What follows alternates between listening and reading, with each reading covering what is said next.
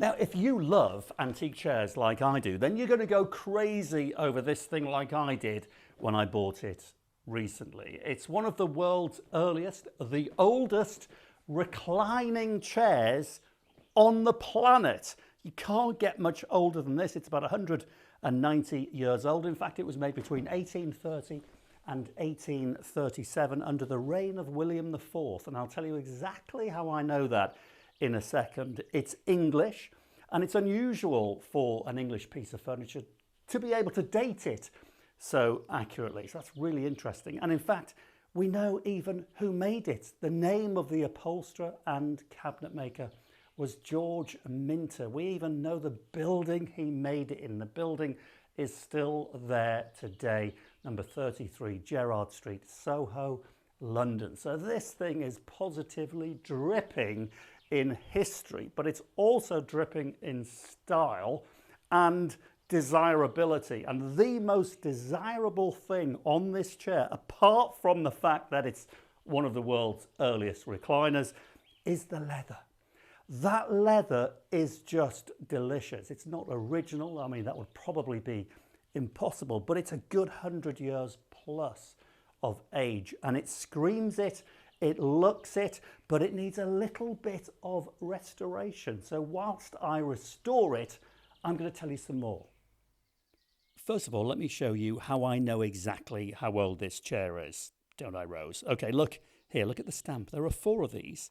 George Minter, 33 Gerrard Street, Soho.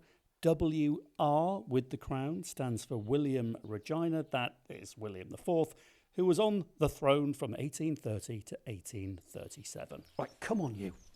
Okay, let's make it into a recliner, remembering that this is 1830. It's not one of your lazy boys that you buy some out-of-town supermarket kind of furniture store these days. So it's a bit basic. So you've got a little recline on the back, just a few inches makes a difference if you're relaxing and reading. And these things are much more comfortable actually than they look. But this is the clever bit, and this is the painted design. This is the George Minter of Soho painted. So this little leg, in fact, what I'll do, I'm going to do, Rosie, out the way. This is probably the easiest way to do it. So you pull it out, lift up the pad, push the frame back in, and then the pad rests there, and then you push back to recline, legs up, and then if you've got a dog, you do this. And the dog is mesmerized by it, hypnotized, and she'll stay here in the sun for as long as you want to, won't you, Rose? It is remarkably comfortable. Good girl. And of course, I mean, so well made, it is just ridiculous. Remember, if you've seen my other videos on antiques before, can't work this out now, these things were made in a time before anybody came up with this modern idea, this phenomena of pieces of furniture being designed to break down, right? To fall to bits within 5 years. When your interest-free credit runs out, you've got to go and get another one. Not with this. So now I'm going to say restore it. It's not exactly restoring it. I'm going to bring it back to life. And first of all, I'm going to start with the frame, which is completely solid mahogany.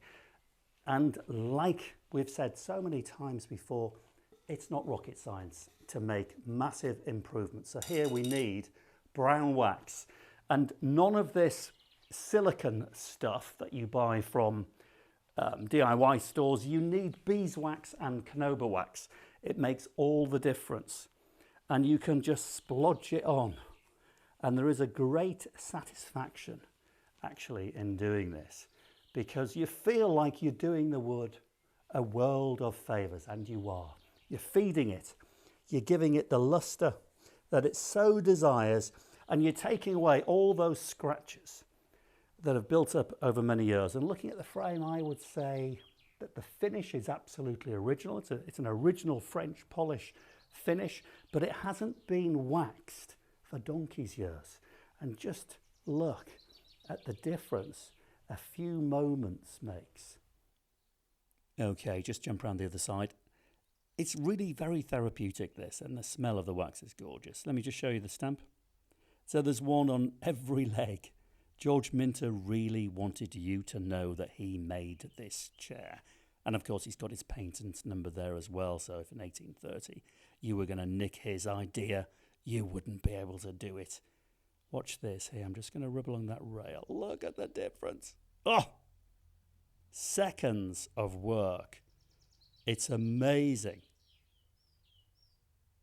Oh, you just know that the wood is so appreciative of this. And again, don't worry about the studs and the leather. We're going to wax them up in a minute. We'll just continue, whack it on. Again, really, seriously, do not get precious. And don't worry, by the way, if you over polish onto the leather, because I'm going to do exactly the same on the leather with exactly the same polish.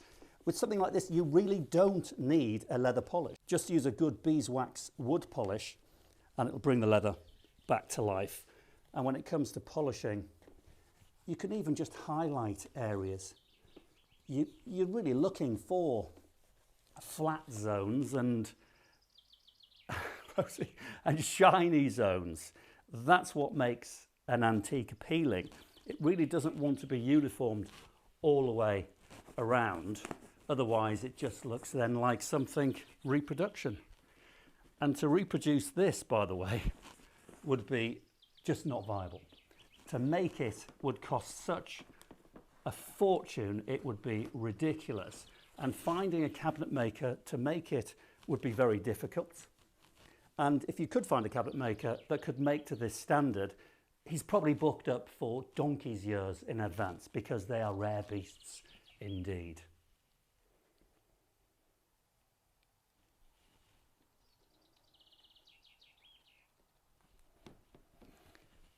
Okay, now onto the leather. Same wax, bung it on.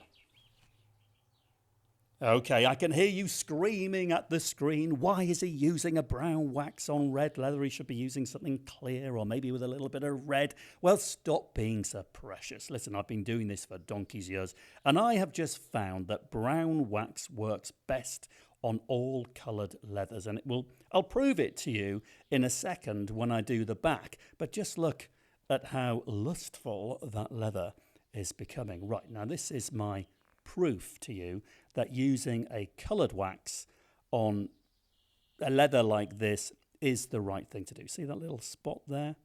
Okay, here we go. Just a bit of brown wax. Give it a blob. Let it settle for a couple of seconds. This bit here as well. Give it a blob.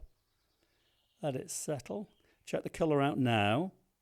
Now check the colour out. Yeah, it's going a little bit darker, but once I buff it, it'll come back, and it just takes away the scrapes and the cuts and that base leather peeling through there.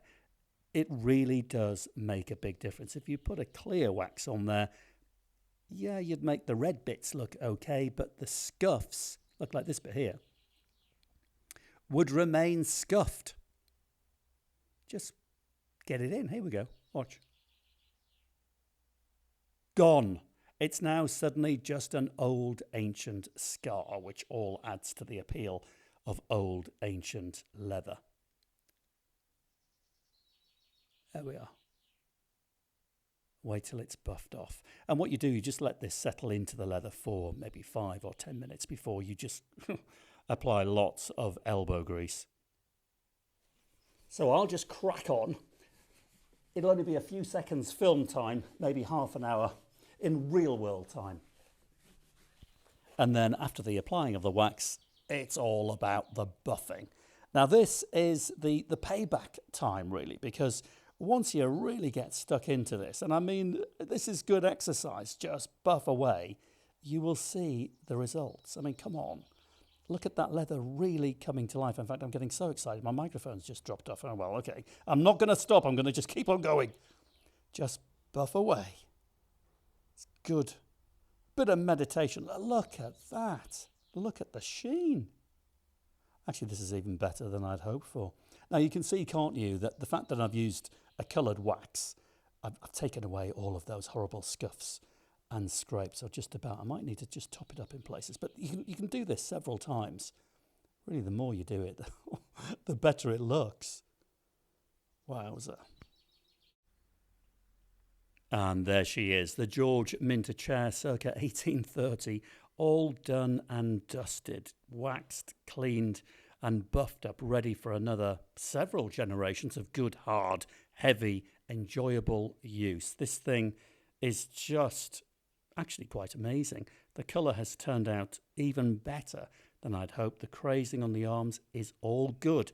You can't reproduce this look. I've got to tell you, I love this chair.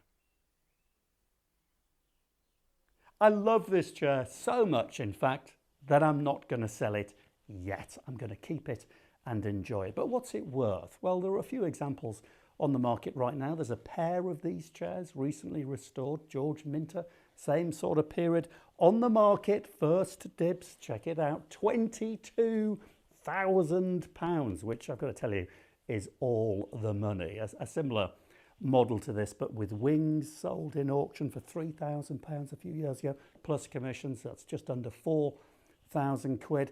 And then you will find actually evidence of this model being sold in auction for only several hundreds of pounds, but they're always in fabric. And that, if you're going to take anything from this, take this, that a fabric antique chair is worth substantially less than an old leather antique chair. And if you want proof of this, just check back a few weeks, one of my videos in auction, when I tried to buy two Victorian black leather chairs with an auction estimate of £100 to £150, they sold for £2,000, and it was purely because of the ancient leather, because to reproduce this is impossible. So you buy a fabric one and you restore it in leather. It'll look lovely, but never as good as this, and it might cost you £2,000 to do it. So there you go. I hope that was interesting. We've enjoyed chatting about the chair, and whilst I think about how much I will put on this one, I'm just going to enjoy it for a little while. I'm David Harper. This is Rosie. We'll see you soon. Cheerio.